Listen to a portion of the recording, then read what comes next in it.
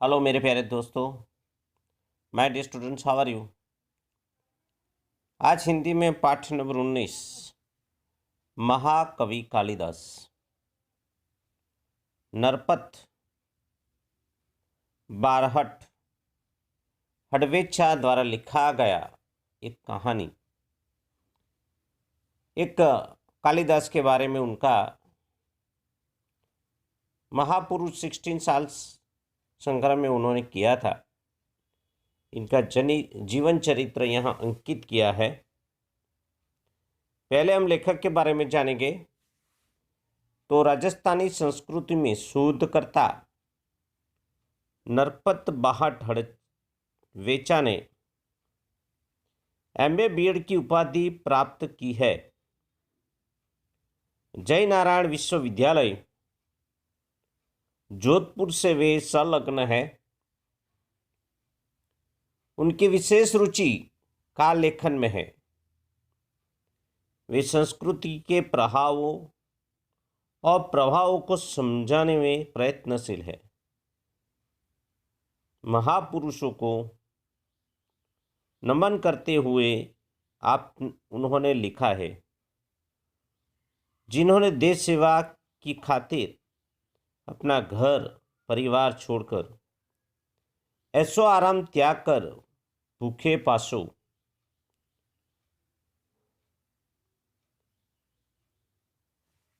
नंगे पांव रहकर देश के गुलामी की जंजीरों से मुक्त कराने के लिए सर्वस्व कुर्बान किया है, वे वंदनीय है। महापुरुषों की जीवनियाँ उनकी प्रसिद्ध कृति है।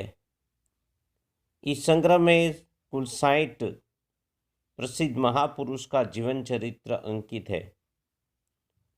प्रस्तुत जीवनी महाकवि कालिदास में कालिदास के जन्म और परिचय का एवं उनकी प्रसिद्ध साहित्य रचनाओं का विवरण किया है। इस कृति से यह संदेश मिलता है कि किसी बच्चे को बुद्धू मीन्स के मूर्ख मानना नहीं चाहिए, क्योंकि वह मौका मिलते ही हीरे की तरह चमक सकता है। और महाकवि कालिदास एक ऐसे ही हीरो थे जो सब लोग उनको बुद्धू समझते थे, मेरे प्यारे बच्चे, लेकिन हकीकत में वो बुद्धू नहीं रहे। वो महाकवि Kalidas, a classical Sanskrit writer widely regarded as the greatest poet and dramatist in the Sanskrit language. इनका मतलब होता है कि वो संस्कृत साहित्य में, क्लासिकल संस्कृत साहित्य में उन्होंने इतना महान लिखा है और इतना काव्य और नाट्यकार संस्कृत भाषा में उन्होंने हमको दिया है। वही महाकवि कालिदास आज पूरे विश्व में एक महाकवि के रूप में जाने जाते हैं। ऐसे महाकवि कालिदास के जीवन से हमको भी क्या संदेश मिलता है, मेरे प्यारे बच्चे, इनके जीवन चरित्र में से हम जानने की कोशिश करेंगे। तो कालिदास को हम मात्र संस्कृत के महाकवि के रूप में जानते हैं। स्वयं महाकवि कालिदास ने अपने विषय में कुछ नहीं लिखा है। हर चरित्र में शुरू में कवि बाण ने कालिदास का उल्लेख किया है। महाकवि कालिदास को खाली हम संस्कृत के कवि के बारे में जानते हैं, लेकिन यहाँ उनका परिचय देते हुए हर चरित्र ने कवि बाण ने कालिदास का उल्लेख किया है। इससे पता चलता है कि कालिदास बाण से पहले हुए हैं। एक स्थान पर वह स्वयं कालिदास ने अपने अभिभावक के रूप में विक्रम नाम का उल्लेख किया है। कहीं एक जगह होगी, वहाँ कालिदास ने अपने अभिभावक को विक्रम नाम का, मेरे प्यारे बच्चे, क्या किया था, उल्लेख किया था। वह कौन सा विक्रम है, इस बात का अभी पूरी तरह पता नहीं चल पाया। वो किसको विक्रम बोलता था, वो अभी तक किसी को पता नहीं है। फिर उन्हें राजा विक्रमादित्य और राजा भोज का समकालीन मानकर कितनी ही कथाओं का नायक बनाया गया है। जो राजा विक्रम था और राजा भोज था, उन्हीं के समय में उन्होंने कई कथाओं उनके बारे में लिखी है। विभिन्न भाषाओं में पहेलियों और लोक कथाओं में उनकी विधता, कविता और चमत्कारिक प्रसंगों का वर्णन मिलता है। ऐसे महान कवि कालिदास के बारे में उनका जन्म और परिचय हम यहाँ, मेरे प्यारे बच्चे, हम जानने की कोशिश करेंगे। तो कुछ विद्वानों ने कालिदास का जन्म 365 ईस्वी पूर्व तथा निधन 445 ईस्वी पूर्व माना है। महाकवि कालिदास के जन्म स्थान के बारे में ठीक ठीक पता नहीं चलता, क्योंकि उसी टाइम ऐसा कुछ रिकॉर्ड नहीं था, कोई ऑफिसेस नहीं थे, कोई कैलेंडर नहीं था। ऐसे लोग कुछ पहेलियाँ निकालकर उनका जन्म स्थल, मृत्यु सब बनाते थे। और यहाँ लेखक नरपत बारहट हड़वेचा ने भी लिखा है कि उनका जन्म और मृत्यु फिक्स नहीं है, और उनका स्थान का है, जन्म स्थान, वो भी उनको पता नहीं चला था। लेकिन कुछ विद्वानों ने उसका जन्म स्थान उज्जैनी, वर्तमान में उसके उज्जैन जो मध्य प्रदेश में आया है, माना है, जो सही लगता है, क्योंकि मेघदूत में स्वयं कवि ने उज्जैनियों का विशेष दर्शनीय कहा है, और लंबा रास्ता पड़ने पर भी उधर से जाने के लिए बादल से अनुरोध किया है। और उनका जन्मस्थल के बारे में किसी को मालूम नहीं था, लेकिन बाद में कुछ विद्वानों ने उनका जन्मस्थल, महाकवि कालिदास का जन्मस्थल उज्जैन बताया। जो पहले जमाने में उनको उज्जैनिया कहते थे, आज मध्य प्रदेश में ये उज्जैन नाम का एक स्थल है।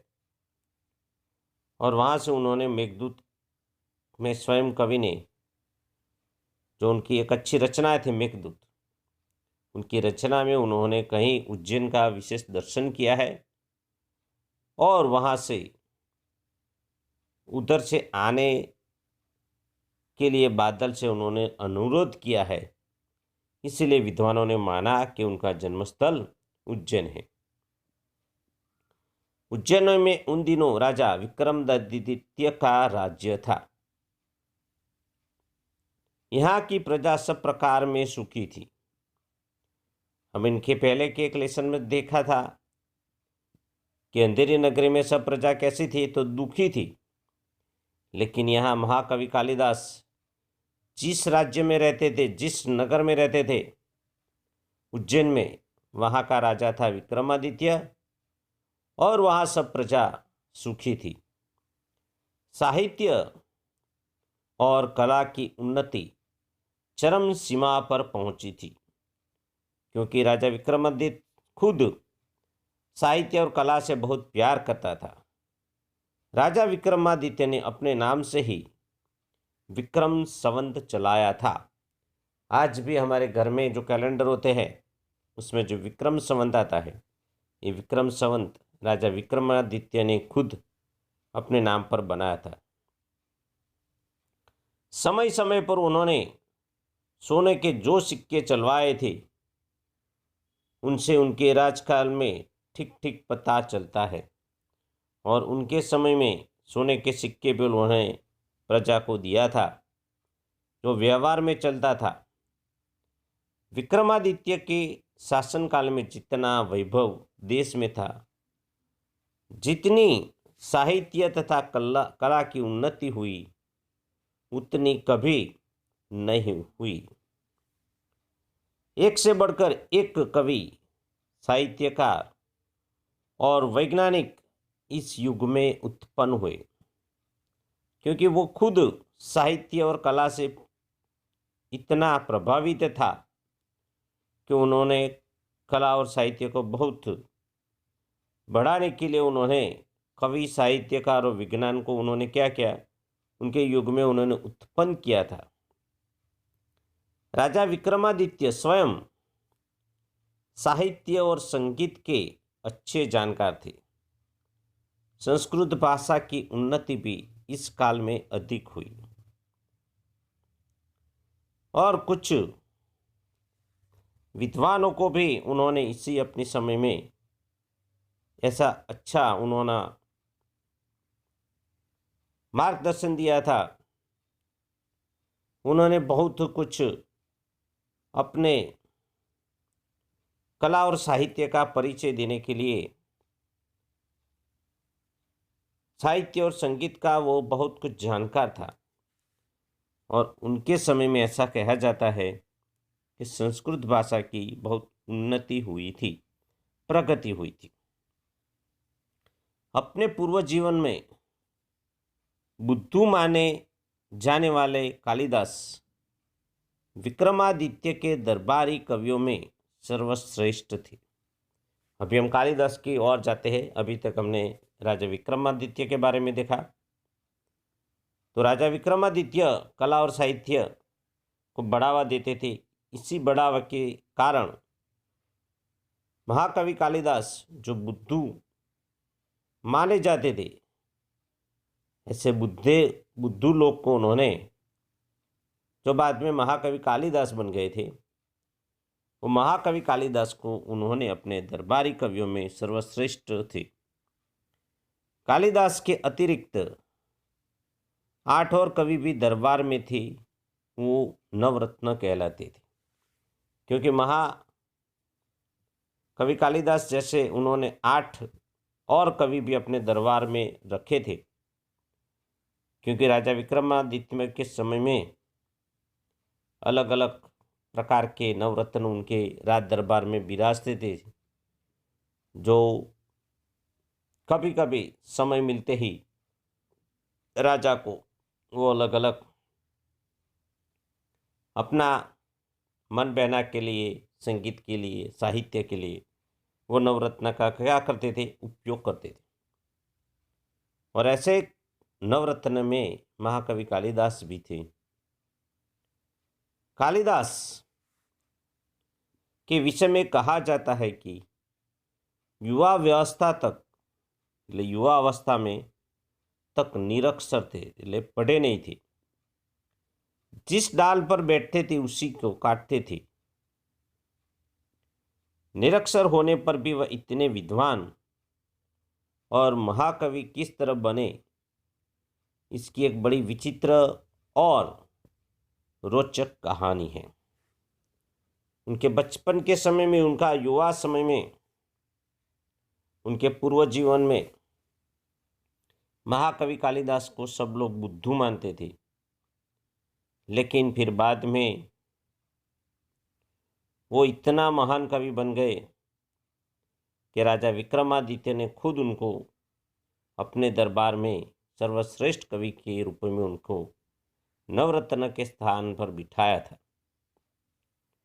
और वो कैसे बुद्धू था, इनका एक एग्जाम्पल भी उसको दिया है कि वो जिस डाल पर बैठते थे उसी डाल को वो क्या करते थे, काटते थे। उन दिनों शारदानंद नाम की एक राजा थी। महाकवि कालिदास के समय शारदानंद नाम के एक राजा थे। उनकी गुणवंती और विद्वान पुत्री थी। जिनका नाम विद्योत्तमा विद्योत्तमा था, और शारदानंद राजा थे। उनको एक गुणवंती और विद्वान पुत्री थी, जिनका नाम मेरे प्यारे बच्चे क्या थे? क्या थे बोलो? तो विद्योत्तमा थे। वह बहुत सुंदर और रूपवती भी थी। उसके रूप, गुण और ज्ञान की प्रशंसा दूर दूर के देशों तक फैली हुई थी। वो इतने रूप उनके पास था, इतना उनको गुण और ज्ञान था कि आजू बाजू के देशों में भी उनका ये सब जो रूप, गुण और ज्ञान थी, उनकी प्रशंसा होती थी। दूसरा, विद्योत्तमा को अपने रूप, गुण और ज्ञान का बड़ा घमंड था। और स्वाभाविक है, जिसके पास रूप हो, गुण हो, ज्ञान हो, उनको थोड़ा सा तो घमंड आ जाता है। और इसीलिए उन्होंने अपने विवाह के संबंध में एक घोषणा कर रखी थी कि जो शास्त्रार्थ में हरा देगी, उसी के साथ वह अपना विवाह करेगी। उन्होंने एक शर्त भी रखी थी मेरे प्यारे बच्चे। जब वो शादी होने की उम्र हुई तो उन्होंने अपने पिता को बोला, शारदानंद को, कि मैं ऐसे लड़के से शादी करूंगी जो मुझे शास्त्रार्थ में हरा दे, उसी के साथ मैं विवाह करूंगी। और उनकी ये घोषणा सुनकर आसपास के कई पड़ोसी देशों के राजा के पुत्र उनको शास्त्रार्थ में चर्चा विचारणा करने के लिए उनके पास आते हैं। फिर आगे क्या होता है, ये हम अगले ऑनलाइन लेक्चर में देखेंगे मेरे प्यारे बच्चे। और मैंने यहाँ बताया कि भाई महाकवि कालिदास यही विद्योमता के साथ कैसे शादी करते हैं। वो तो एक बुद्धू था, फिर भी ऐसे गुणियल और एक रूपवती के साथ शादी करते हैं। वो तो बहुत बड़ा मूर्ख था कि जिस डाली पर वो बैठा था वही डाली वो क्या कर रहा था? काट रहा था। लेकिन विद्योत्तमा के साथ उनकी शादी होती है। कैसे होती है? बाद में विद्योत्तमा उनको कैसे घर से निकाल देती है, और बाद में वो कैसे शंकर भगवान के पास जाकर वो महल छोड़कर महाकवि कालिदास प्रभु के पास चले जाते हैं। वहाँ से सब साहित्य सीखकर वो विद्योत्तमा के पास आते हैं। फिर अपने जमाने में उन्होंने शकुंतला नाम का एक नाटक भी लिखा था, जो आज भी बहुत प्रचलित है। ऐसे महाकवि कालिदास के बारे में हम अगले ऑनलाइन लेक्चर में हम जरूर देखेंगे। इसी अभ्यर्थना के साथ मेरे प्यारे बच्चे, जितना मैंने पढ़ाया है इतना आप अपने हिंदी के पेज नंबर 89 से ज़रूर पढ़ेंगे। ऐसी अभ्यर्थना के साथ, thank you very much my dear student.